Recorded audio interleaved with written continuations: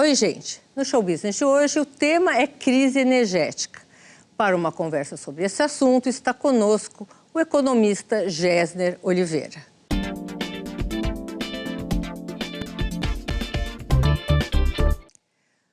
Professor da Fundação Getúlio Vargas, ele é PhD em Economia pela Universidade da Califórnia. Foi presidente da Sabesp e do CAD, além de secretário de Acompanhamento Econômico do Ministério da Fazenda. Vamos falar agora com Gessner Oliveira, sócio da Gol Associados. Bem-vindo, Gessner. Muito Eu tenho feito assim? Aqui. Pois não, claro, vamos celebrar a volta. Estamos sem máscara, mas estamos longe, tá, gente? Um prazer tê-lo aqui conosco. Prazer enorme é meu. Vou começar com a pergunta quase que óbvia, que é uma das suas especialidades, que é a energia. Vai faltar energia no país? Olha, isso está faltando.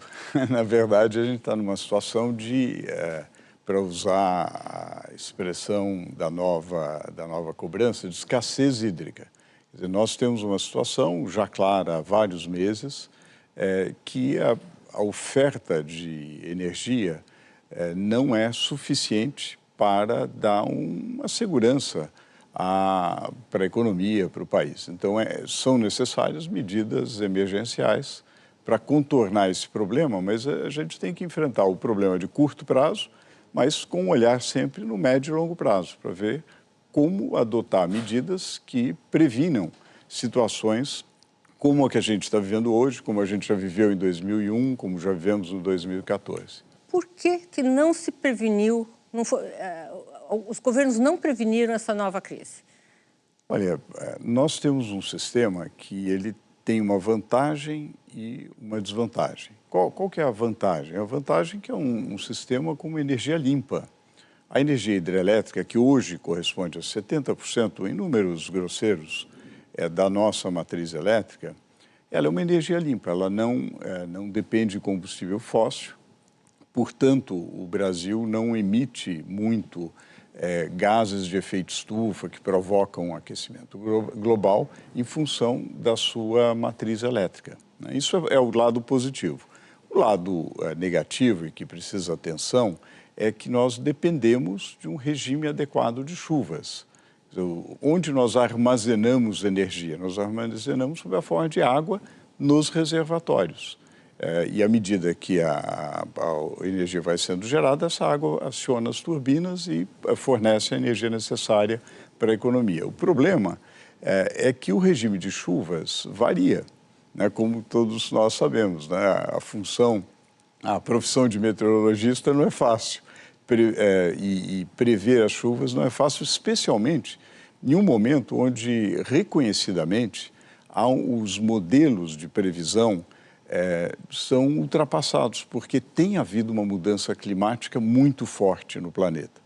E isso tem gerado vários eventos de estiagens muito fortes, por vezes enchentes muito fortes, isso no mundo inteiro.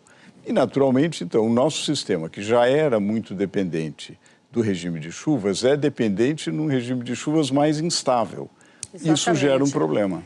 Mas isso não era previsível? Com certeza. Na primeira crise, houve uma corrida pela construção de termoelétricas, né? Uhum. Não, tudo bem que elas sejam mais caras, vai encarecer a conta, mas temos uma segurança. Uhum. Na segunda, não foi feito muita coisa, acredito eu. Olha, houve um avanço, porém muito aquém daquilo que é necessário e daquilo que o Brasil pode fazer.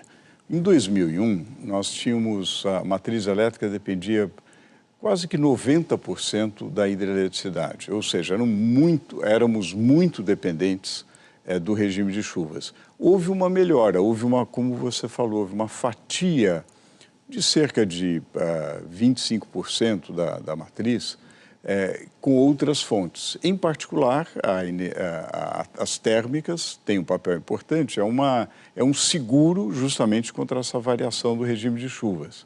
Nós tivemos um aspecto muito positivo com o aumento da energia eólica, que é também uma alternativa muito positiva, com impactos socioambientais extremamente positivos, né? Isso foi bom, hoje representa quase 10%, um pouco mais de 9% da matriz elétrica. E começamos com a energia solar. Nós temos muita vantagem competitiva nas duas fontes de energia. Nós temos ventos, nós temos incidência solar muito boa, nós podemos realmente expandir muito mais. Então, eu responderia o seguinte, nós fizemos um pouco, nós estamos hoje um pouco menos dependente do regime de chuvas do que éramos em 2001, porém não fizemos o suficiente e muito aqui do que a gente pode fazer.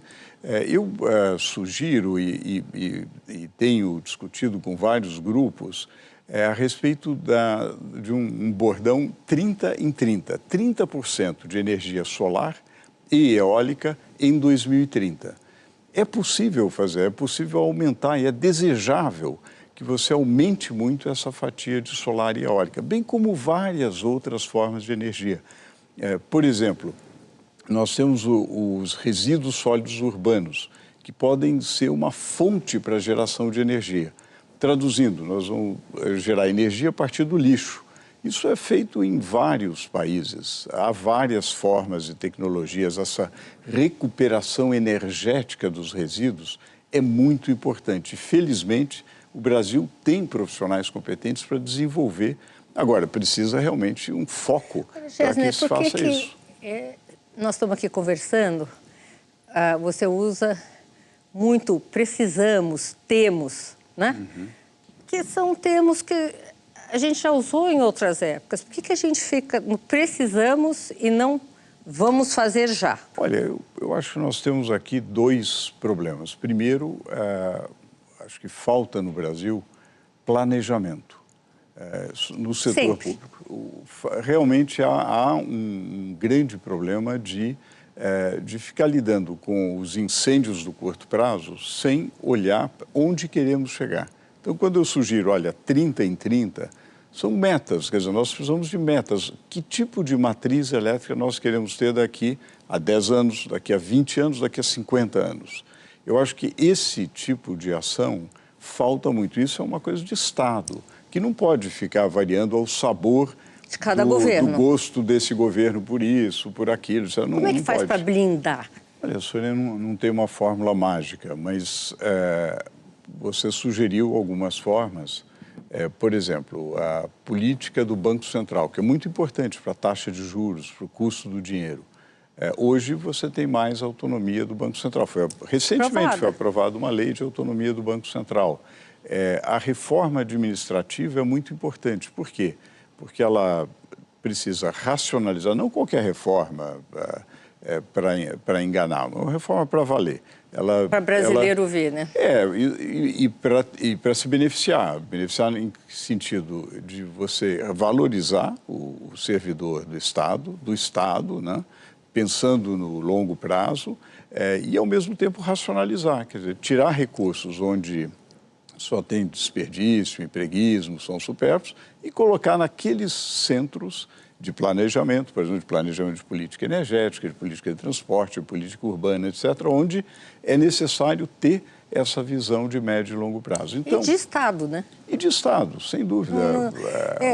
Um projeto nacional, que não depende deste ou daquele governo, mas um projeto mais geral. Assim, como é que os outros países no mundo conseguem ter esse planejamento? Que são os países desenvolvidos hoje, né? Nós estamos sempre em desenvolvimento, no grupo em desenvolvimento, né? Temos a China, que de alguma maneira conseguiu fazer uma república capitalista e ditadura junto. O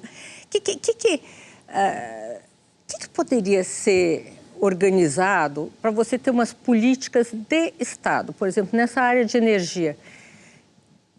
Eu estou há 30 anos na profissão e eu estou há 30 anos ouvindo, olha, temos que fazer isso, temos. E não vai, porque cada um muda de ideia.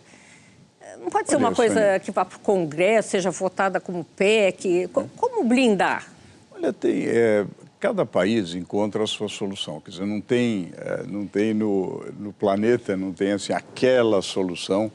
Os Estados Unidos, como a primeira potência, tem alguns sucessos, tem fracassos também. A Alemanha tem sucessos, tem fracassos. Cada país tem a sua história. A Inglaterra tem um sistema... Certamente, a Inglaterra. Eu diria que tem alguns ingredientes que são muito importantes. Eu diria, nesses órgãos de Estado, você precisa de excelência técnica. Então, você precisa atrair talentos. Para você atrair talentos, você precisa ter uma política de recrutamento, você precisa pagar bem, você precisa... Agora, para pagar bem, você precisa ter recursos. Para ter recursos, não pode ficar desperdiçando dinheiro onde não precisa, onde é supérfluo. Você precisa realmente focar. E daí a importância de uma reforma administrativa que racionalize os recursos da máquina pública e a torne menor, mas mais robusta, mais eficiente. Isso é um aspecto da excelência técnica. Tem a transparência. Transparência é fundamental, porque o que é opaco, o que ninguém sabe o que está acontecendo, etc., é óbvio que vai dar problema. O que é transparência? É você ter medidas corretas, por exemplo, qual é a situação dos reservatórios, qual é a nossa situação do ponto de vista dos principais indicadores energéticos. É preciso ter esses indicadores. O Brasil até que desenvolveu, na parte de energia, sim, em outras partes temos menos. Por exemplo, um monitoramento do desmatamento, por exemplo, que afeta os nossos biomas, principalmente o bioma amazônico, que afeta o regime de chuvas. Nós não temos um acompanhamento oficial, transparente, claro e que muitas vezes gera dúvidas sobre o que está acontecendo. Então, a excelência técnica... Eu vou te interromper um minuto, porque eu quero aprofundar esse tema, que é muito importante. Interromper um minutinho. Voltamos já já.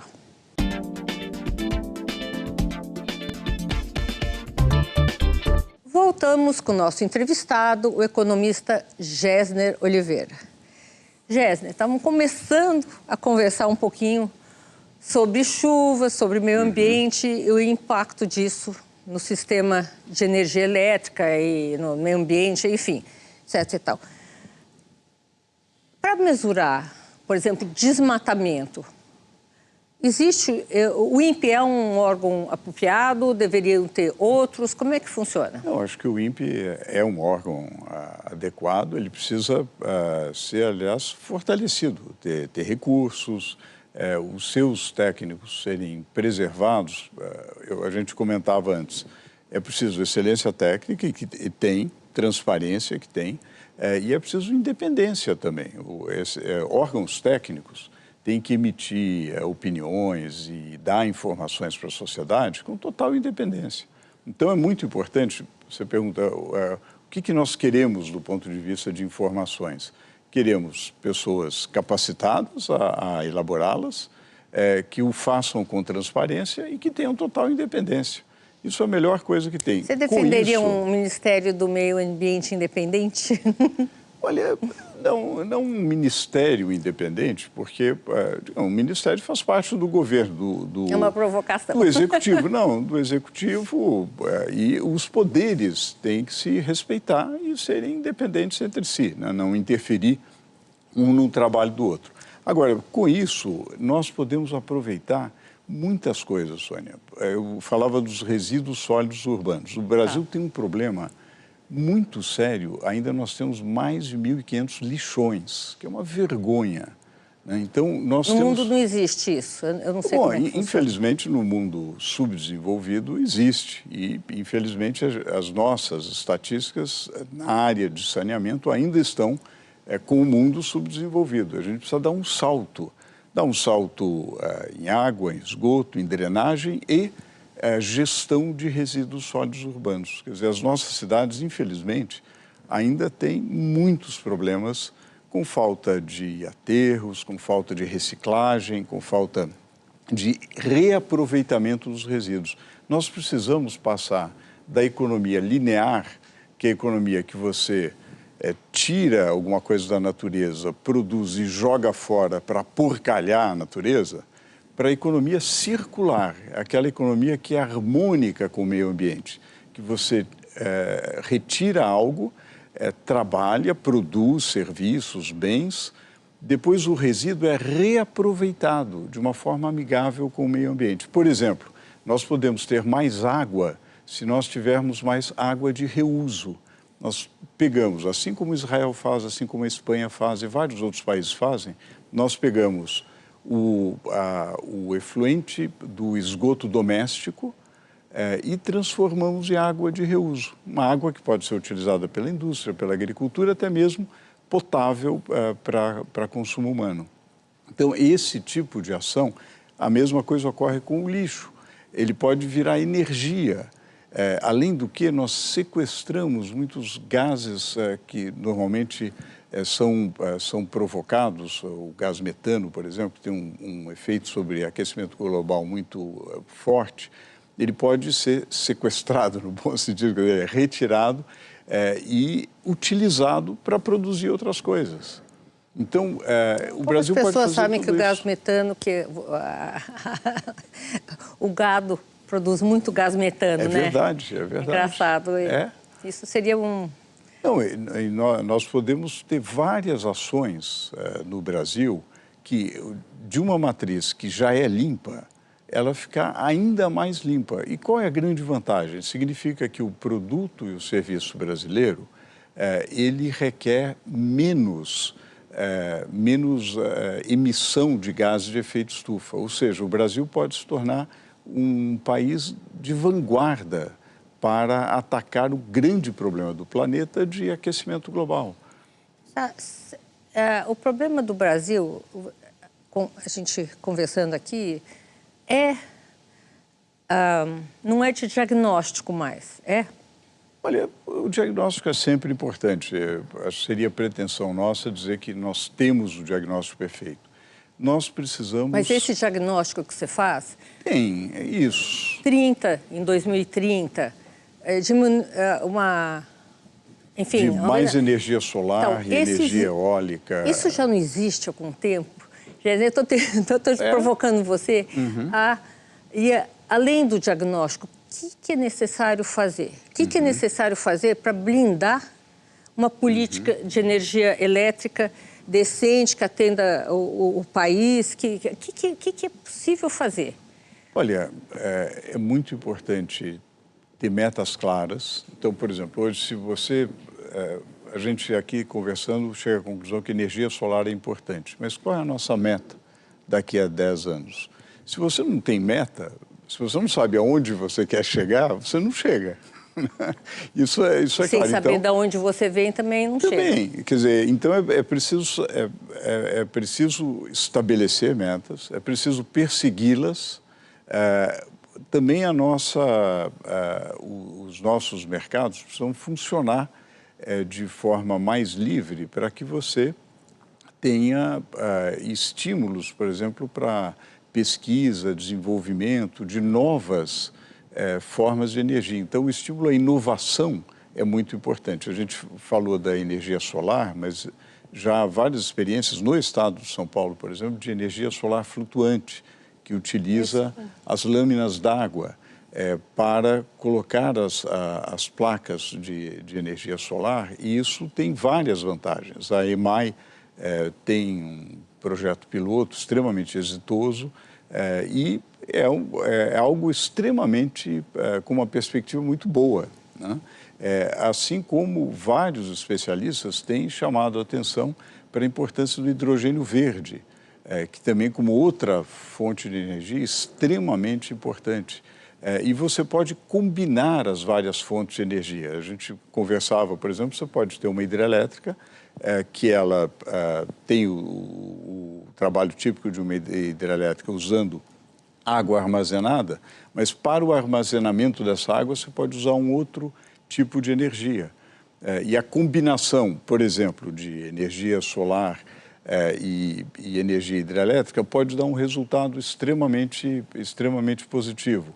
Você pode também ter parques eólicos, não apenas no continente, mas parques eólicos offshore.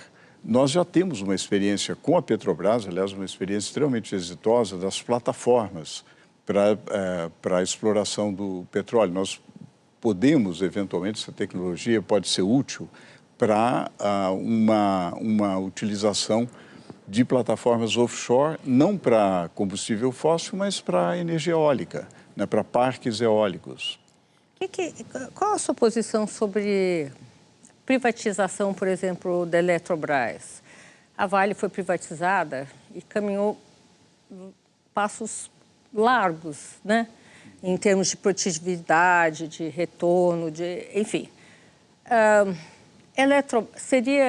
Como é que você vê a privatização da Eletrobras? Olha, positiva como privatização.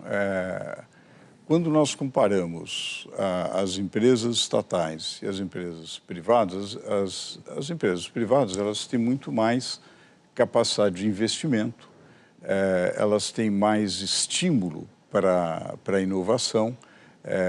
Uma empresa estatal pode funcionar bem? Pode. Um exemplo nesse sentido é a Sabesp, que é uma empresa estatal, funciona bem.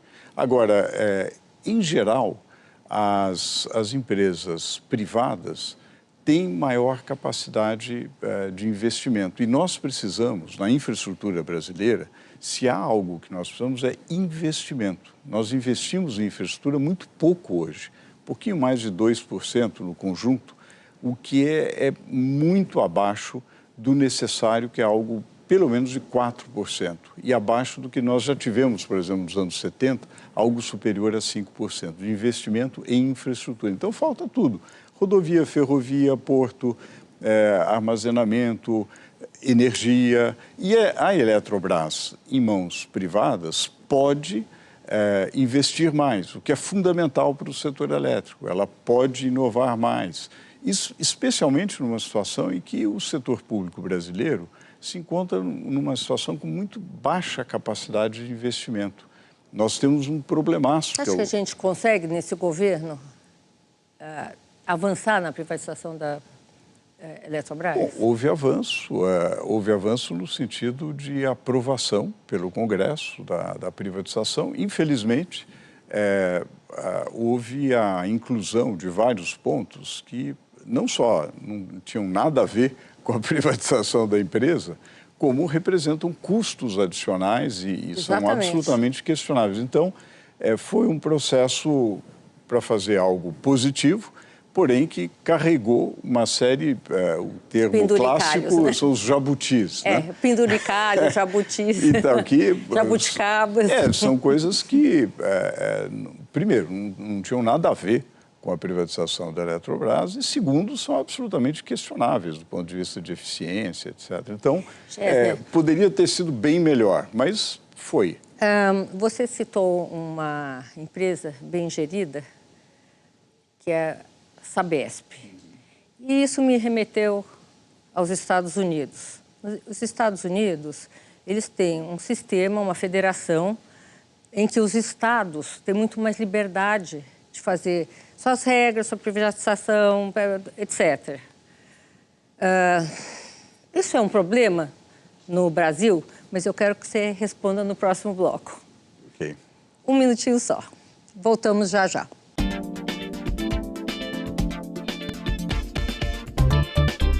Oi, voltamos com o nosso entrevistado, o economista Gessner de Oliveira. Gessner, estamos ali no outro bloco, puxei um assunto que eu acho importante. Os estados deveriam ter mais liberdade para fazer suas regras, ou sobre energia, sobre, sei lá, ferrovias,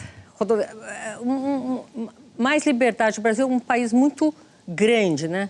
Uma federação muito grande. E os estados, ao contrário do que acontece nos Estados Unidos, têm muito pouca liberdade de gerir suas próprias regras, que são individuais. É muito diferente um estado no sul e um estado no nordeste. O que você acha disso? Olha, eu acho, quer dizer, a ideia da federação é uma ideia boa. Ideia boa porque a verdade é que, historicamente, muitos povos, não todos, mas muitos povos têm optado por ter sua autonomia. Quer dizer, cada região gosta de gerir de acordo com seus valores, com sua cultura, isso é muito positivo.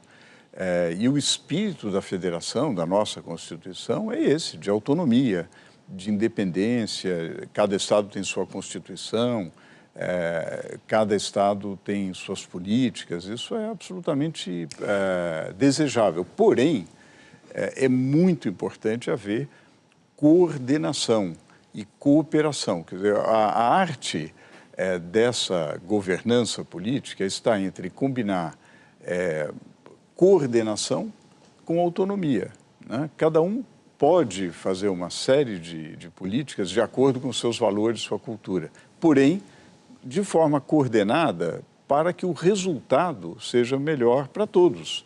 O Brasil ainda está muito atrasado em vários aspectos. A gente falava como o Brasil ainda está em desenvolvimento, né? Uma maneira... País do futuro. Uma maneira diplomática de dizer que ainda falta muito para a gente ser um país desenvolvido. Porém, para que a gente dê esse salto, é preciso um esforço nacional.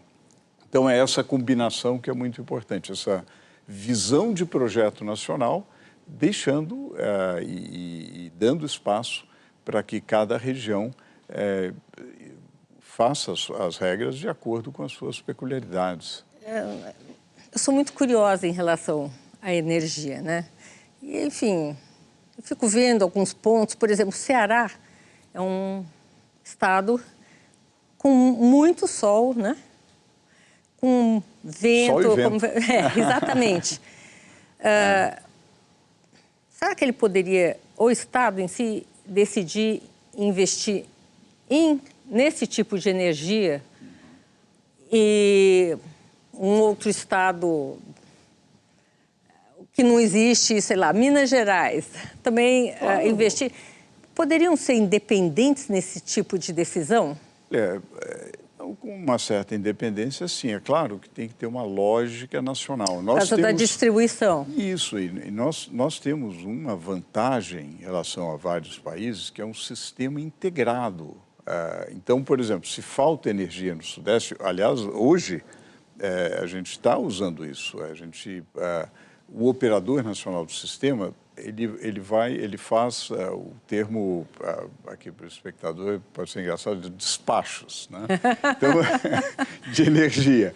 Então, se uma região tem energia sobrante, ela pode transmitir para uma região onde falta energia. Então, essa integração é muito importante. Nós avançamos nesse sentido. Aliás, foi um avanço em relação a 2001. O sistema está um pouco mais integrado do que era. Agora, mais flexível também? Também um pouco mais flexível. Infelizmente, não tão flexível quanto desejaríamos, né, e quanto precisamos chegar. Agora, essa lógica nacional, ela existe, mas cada estado pode ter seus programas, né? O estado de São Paulo, por exemplo, tem várias ações no sentido de reaproveitamento de resíduos extremamente importantes. O estado do Ceará, que você citou, certamente tem parques eólicos importantes. Enfim, é claro que cada estado vai desenvolver esta fonte ou aquela fonte de acordo com as suas características.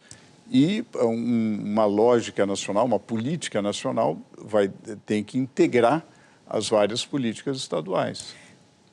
Não somos muito, hoje, dependentes de Itaipu, por exemplo. Hoje nós estamos importando energia da Argentina, né? Que já está naquele processo de escassez.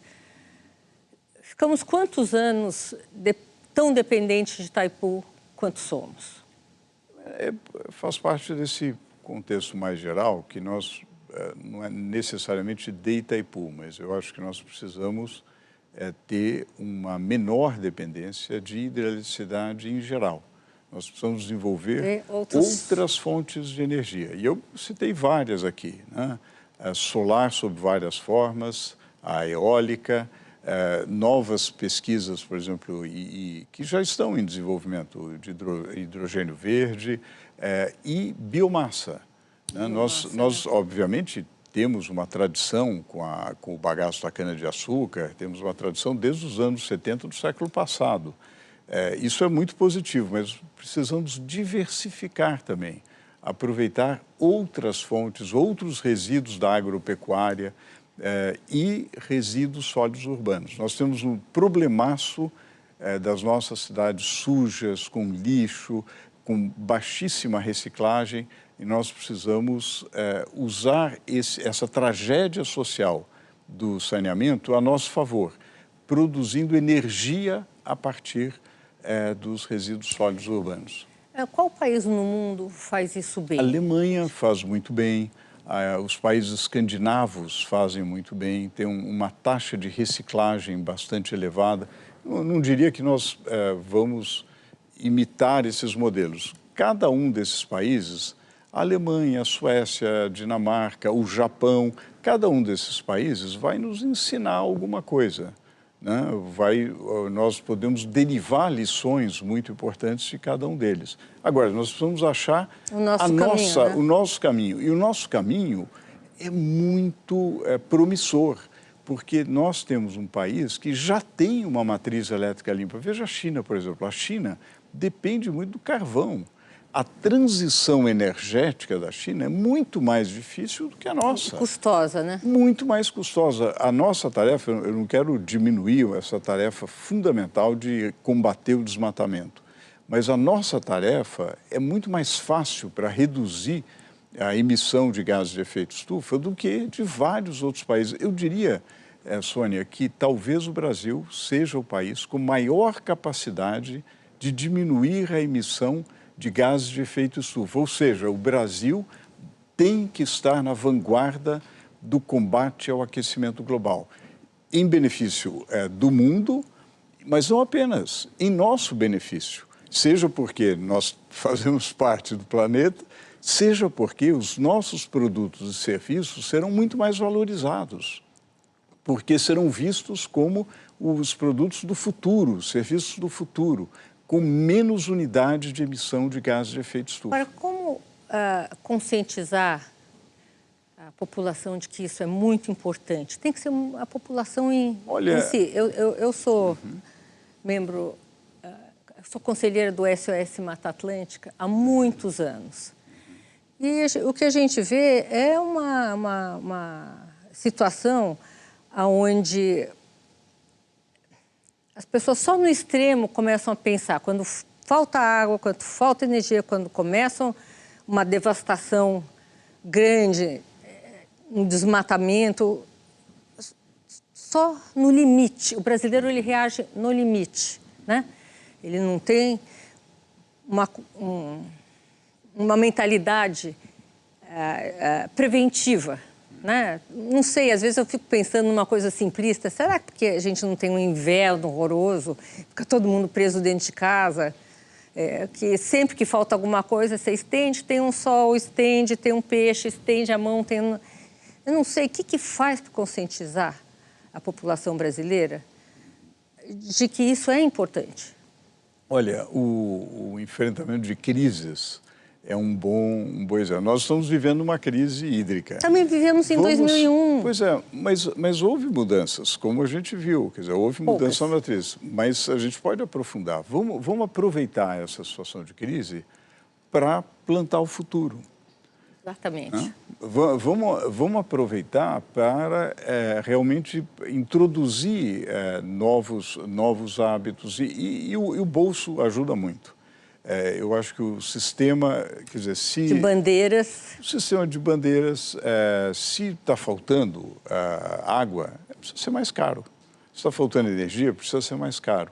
Isso não quer dizer que as famílias mais pobres não possam ser mais protegidas com tarifa social, com uma série de mecanismos. Existe isso já, tarifa social? Existe, assim, claro, explica para o telespectador. Há uma tarifa social para famílias que se enquadram em determinados padrões, determinadas faixas de renda, e em qualquer programa contra a crise, isso também pode ser adotado. Quer dizer, você pode, por exemplo, ter um desconto maior para famílias que tenham uma determinada faixa de renda mais baixa. Né? E agora nós temos um sistema de descontos. Né? Se você conseguir reduzir de 10% a 20%, você ganha você ganha um certo desconto. Isso é novo? Não, não já é teve novo. em outras crises? Já teve. Nos anos 80 do século passado, já teve no estado de São Paulo, depois voltou a ter em 2014, com água para consumo humano. Tá. Não, um bônus e um desconto na conta se você não consumisse. Em 2001, havia multas se ultrapassasse um determinado teto, né, comparando.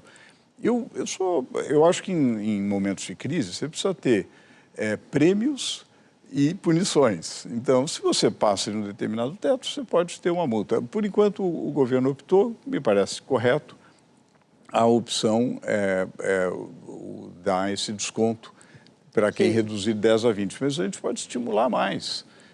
Podemos fazer programas nesse sentido, né? E também estimular a inovação para que você aproveite resíduos e aproveite, por exemplo, eu dei o exemplo da água de reuso, enfim, que a gente acabe com o modelo antigo de economia linear para um modelo novo de economia circular em benefício do país. Gésner, já estão me buzinando ali que eu tenho que terminar o programa. Eu queria terminar nossa conversa com uma mensagem sua para o nosso telespectador, frente a essa crise energética se aprofundando. Olha, eu diria o seguinte, que nós precisamos aproveitar mais uma situação difícil, afinal de contas acabamos, não diria que acabamos, mas estamos ainda vivendo as sequelas da pandemia, para enfrentar essa crise com uma visão de futuro, não com uma visão de passado. Quer dizer, nós queremos voltar àquilo que nós éramos. Não, porque aquilo que nós éramos era insustentável. Nós precisamos cobrar de todos os governos, todas as esferas de governo, todos os dirigentes, nós vamos cobrar metas, planejamento e uma política de médio e longo prazo. Vamos fazer as medidas difíceis no curto prazo, mas sem perder de vista o futuro, sem perder de vista o longo prazo. Obrigada, Gésner, muito obrigada. Agradeço. Obrigada pela sua presença, obrigada pela presença física. Eu te agradeço assim de longe, namastê. E, enfim, espero vê-lo aqui em tempos melhores que não dessa crise. Eu que agradeço. Bom, gente, o Show Business de hoje termina por aqui. Eu, Sônia Raci, tenho um encontro marcado com você na próxima semana, direto dos estúdios da Band, aqui em São Paulo. Até lá!